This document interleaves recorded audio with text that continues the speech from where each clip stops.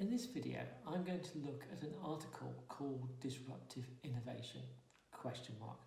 It's by Clayton Christensen, Michael Raynor and Rory McDonald, and it appeared in the Harvard Business Review in December 2015. Now, the article is an update on Christensen's theory that was introduced about 20 years ago in 1995, and it's an attempt to clarify, in the author's views, what this theory is and what it is not. It's a response to various criticisms and misunderstandings that have arisen since it was first introduced. As a result, the article is a useful summary of the concept of disruptive innovation and the refinements that have taken place since the theory was first introduced. As the authors caution, disruption and disruptive innovation have become terms loosely associated with the concept of innovation, and almost any situation where an industry is shaken up or a previous incumbent has stumbled is described as disrupted. The danger in this, in the conflation of disruptive innovation with any breakthrough, is that different types of change, different types of innovation require different strategic approaches. The authors stress that the lessons they have learned about how a disruptive innovator succeeds or an incumbent defends against a disruptive challenger will not apply in every shifting market. As elsewhere in strategy, if we get sloppy with our labels or fail to integrate insights, managers will end up using the wrong tools and so reduce the chances of success. Now, the article is divided into two parts. The first recaps the theory and seeks to clear up various misunderstandings, and the second details how the theory has been developed over the last 20 years. In this summary, I'll combine those two sections together.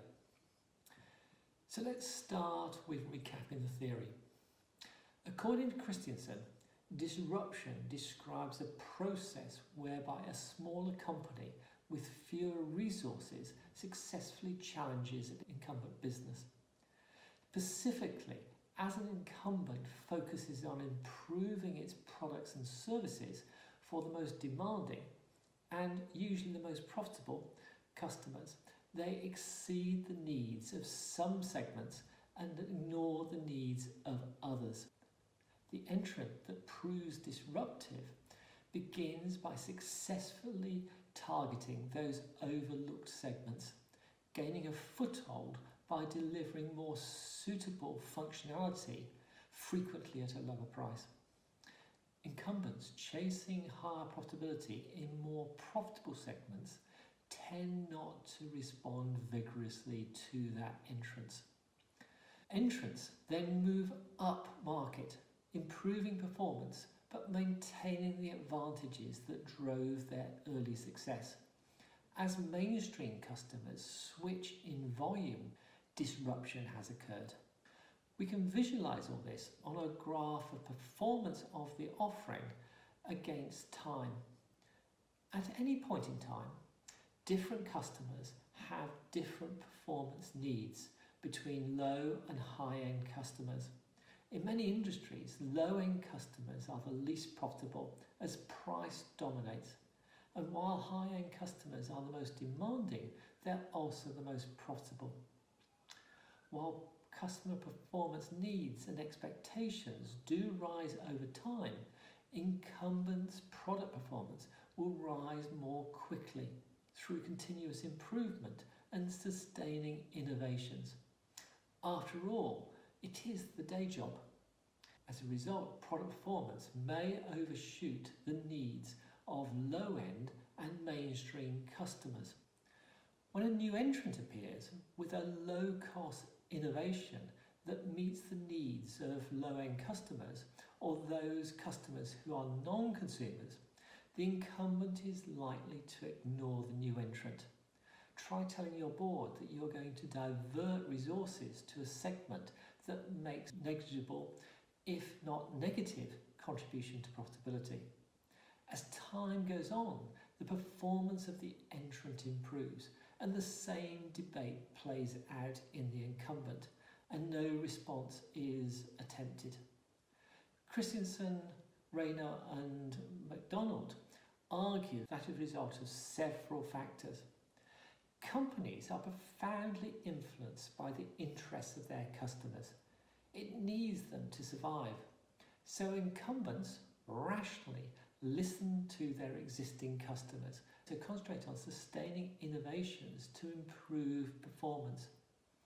Over a long period of time, practice drives institutionalized process that make it difficult for even senior managers to shift investment to disruptive technologies.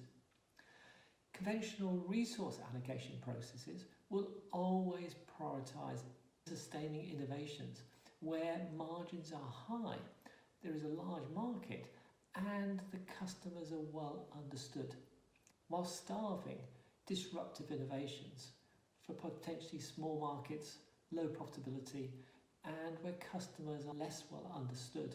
Even when it's obvious that the innovation is disrupting and taking mainstream customers, the incremental profit from one more year often trumps proposals that write off existing assets at a stroke. Market dynamics are also driving the behaviour of the entrants. Usually low-end and new market footholds are populated by more than by a lone disruptor. Now initially, incumbents provide a de facto price umbrella, so many entrants can enjoy profitable growth. But as incumbents withdraw from the low end, this umbrella is withdrawn and price-based competition takes hold amongst new entrants. Some will flounder, but the smart ones will improve performance and drive up market where they can once again compete against higher cost incumbents. So the disruptive effect drives every competitor, both incumbents and entrants, up market and disruption of the mainstream. Christensen, Raynor and McDonald ask if Uber is disrupting the taxi business in this way, but they answer no and give the following reasons. Firstly, disruptive innovations originate at the low end or new market footholds and only catch when performance rises enough to capture mainstream customers. So either where incumbents' offerings overshoot requirements of less demanding customers, or disruption creates a market where none existed and turns non-consumers into customers. Uber did not originate in either. It has built a position in the mainstream market and in doing so appealed to historically overlooked segments. Secondly, most elements of Uber's strategy seem to be sustaining innovations. Easy booking, cash-free payments, convenience, etc., to which many taxi firms are responding with comparative technology, hailing apps, or contesting Uber's legality. Interestingly, later in the paper, Christensen, Raynor and McDonald do suggest that whilst the main business of Uber may not be disrupting, the later introduction of Uber Select, its limousine or black car offering, may in fact be a disruptor of the limousine market. Christensen, Raynor and McDonald then move on to particularly seek to address a number of areas where there have been misunderstanding, and they raise 4 of these. Firstly, they say that not all disruptive innovators succeed, so success should not be seen as built into the definition of disruption. Secondly, they believe that the mantra of disrupt or be disrupted can misguide managers quite badly. A response may be necessary, but an incumbent should not dismantle a still profitable business. Instead, it should continue to strengthen relationships with its core customers by investing in sustaining innovations. Thirdly, disruption rarely results from a technology or a product. Neither are inherently sustaining or disruptive. Instead, disruptors usually build a business model very different from that of the incumbents. Look at the way that focused clinics offering standardized treatments may be disrupting healthcare in the US. And remember that the iPhone did not disrupt the mobile phone market, but it did disrupt the way people access the internet as a result of apps and Apple's App Store, so challenging and disrupting the laptop industry. Finally, Christensen, Raynor, McDonald point out that disruption is a process. It is not something that happens to a product or a service at one point in time. Rather, it is the evolution that happens over time and the path the innovation follows from the fringe to the mainstream, first eroding incumbents' market share and then its profitability. Now, towards the end of the paper, Christensen, Raynor, McDonald asked what a disruptive innovation lens can reveal.